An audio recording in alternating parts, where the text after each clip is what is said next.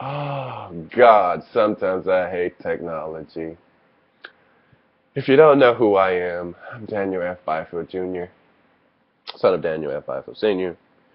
This message, or video message, or however you want to word it, is for the Guardian. I just wanted to try to touch across some base points, and I had this video recorded, but my technology just went blah, blah, blah, blah. So here I am. The first point I wanted to state was I'm sorry that I was unable to respond to your email sooner. I've been somewhat busy trying to figure things out, trying to see what I can do, trying to just sort through some things and get my own life on track since we all have our things to deal with. I guess we're okay with the funeral arrangements that you have come across or come up with for my father as of now.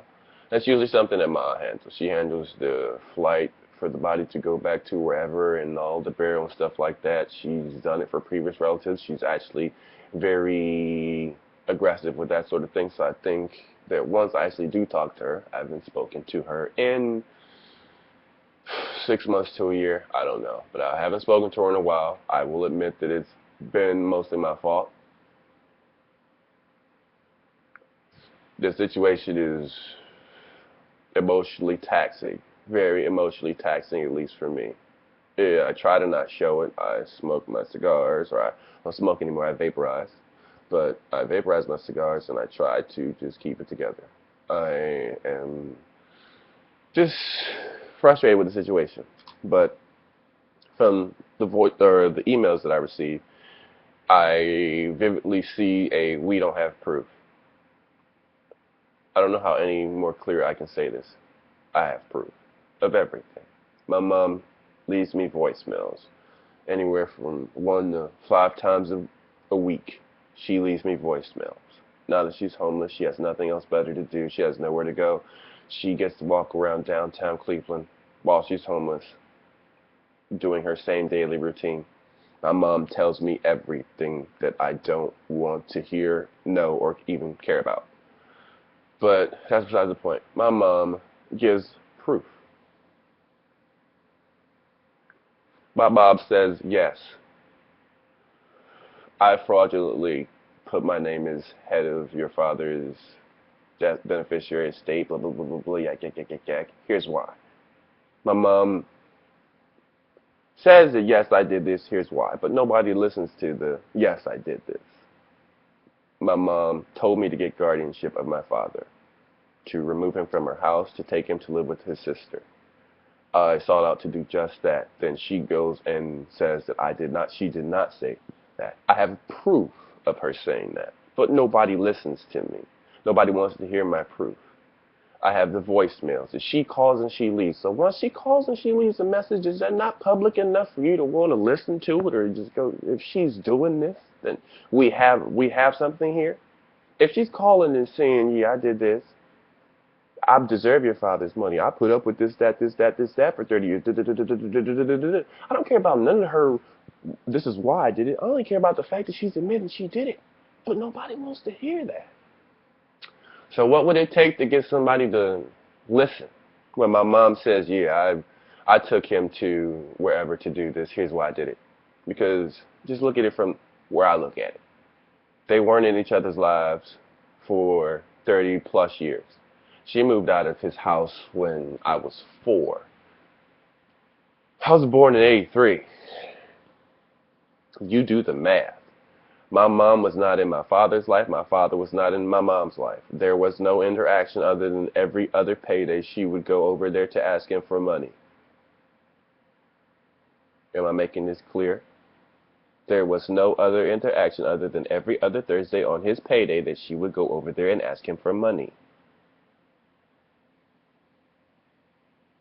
So 30 years later, she pops into his life. Everything's peachy keen, and she magically gets appointed as head of everything on my father's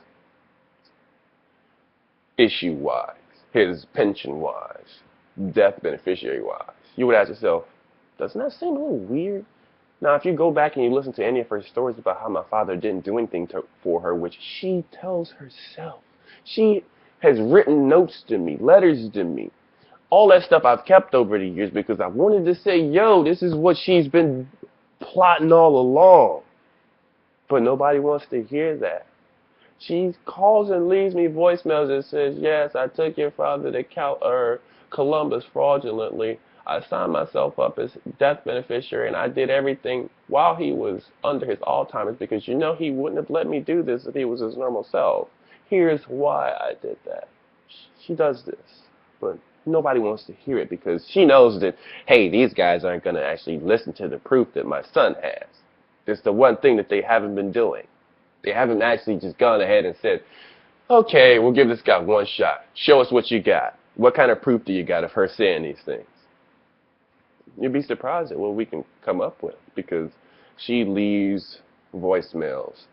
She knew that I was recording videos of her when she was having the interactions with my father. My mom knows that I record literally everything that I can so I can have some sort of proof of saying, hey, this is where people aren't doing what they should have done.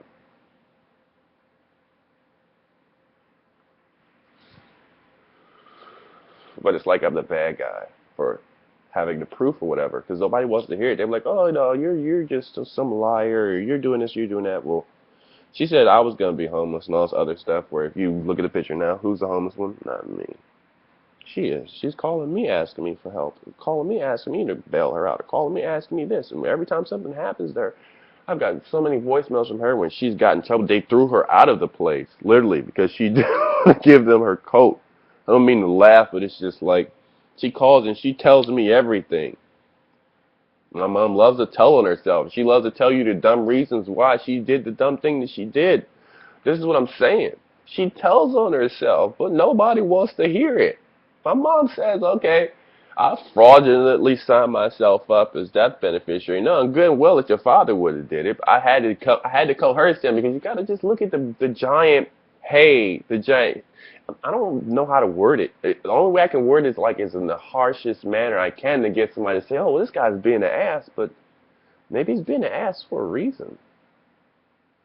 I mean, like, my mom says, yo, I took your father to Columbus. If it was mutual, why didn't they go together?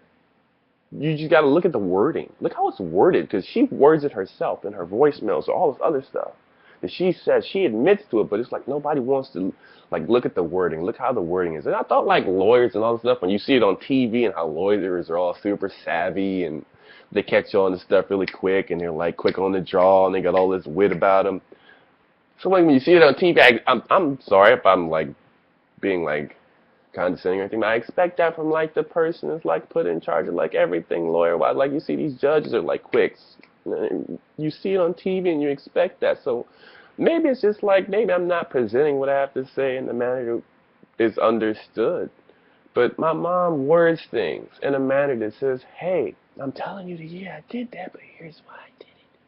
Yeah, I did that, but here's why I did it. I don't know how I can get anyone else to see this. My mom tells on herself. She leaves me voicemails, letters, whatever. My mom tells you everything that she's done and she tells on herself. It just takes a person to actually look at it and say, you know what? She really is telling. She really is saying, yeah, I did that, but here's why I did it. The reason that I did it is kind of silly, stupid, or petty or whatever, but she's literally saying, yeah, I did that. Here's why I did it. My mom left me a voicemail that says, yeah, I did that, so I put up with how your father would treat me, this, that, this, that, this, that, this, that. But in the court, they were like best buddies, life partners, etc. Doesn't the magistrate have all that recorded on tape? But then I have a tape of her now saying something completely different. She called and left me the voicemails. This is all public. This is nothing being coerced out of her. Nothing you can say, well, she had no knowledge that you were recording that. Because she called and left it on my voicemail. She knows she's not talking to me. She's talking to a recording service, machine, system, something online. She knows she's being recorded and she's still saying these things because she's so confident that you guys are like stupid. And she's like, they ain't gonna listen to nothing he got to say. They ain't gonna listen to none of that. So I'm just gonna make it bold and obvious that, yeah, I did that.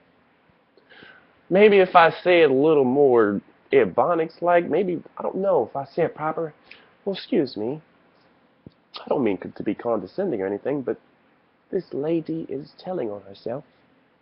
She's like literally saying, yes, I took this man, your father, out of his house. He didn't invite me. I took him to Columbus. I took him. Then I got him in front of whoever. He did whatever, and then we left, and I had to bring him back. She called. I mean, I even think that she left me a voicemail for when she went out there to do it and when she came back. I'd have to check, I have to double check on that, but I do believe that she left me voicemails from that time period too, where she leaves me a voicemail about what she's doing. Is this not enough proof for you people to finally go, you know what? He's telling the truth. I mean, if I can find this voicemail of when she called me from Columbus and was complaining that my mentally ill father was giving her a hard time, is that not enough?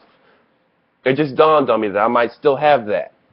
Because she calls and she leaves me voicemails, and it just dawned on me that I do believe that she may have called me around that time. I don't remember if it was on the T-Mobile cell phone. I don't remember if it was on the Google Voice number. And I do believe that if it was in 2012 when she took him to Columbus, I didn't have that phone, which means she had to have called Google Voice. If I can find that voicemail, would you guys finally go, hey? She admits that his father is mentally not all there while we're doing this. Would that not be enough? I mean, I feel like I have enough proof from just the constant voicemails of her saying, yeah, I did that, here's why. But if I actually get her to admit in a voicemail, your father's not all mentally there while I've taken him to Columbus to do this thing. Because I swear, did she call that she left me a voicemail when she did that too? Because she tells me everything, and maybe that's been my biggest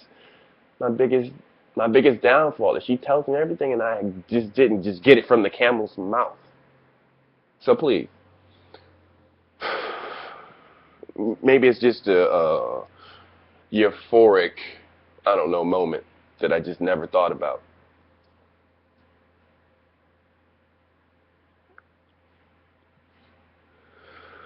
But I'm going to look. Oh crap, I had to sign out of my voicemail or my email to record this video because this video was tied to my other email address.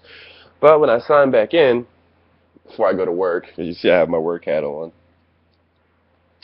I'm going to sign in my voicemail account, see if I can pull up the 2012 and earlier voicemails.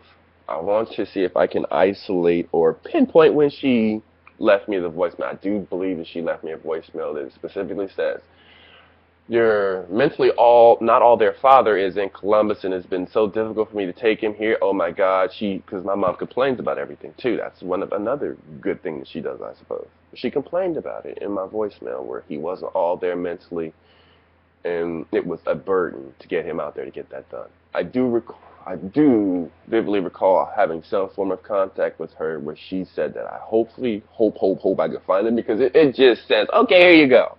I just did your job. I don't mean to be mean, but it feels like you're his guardian.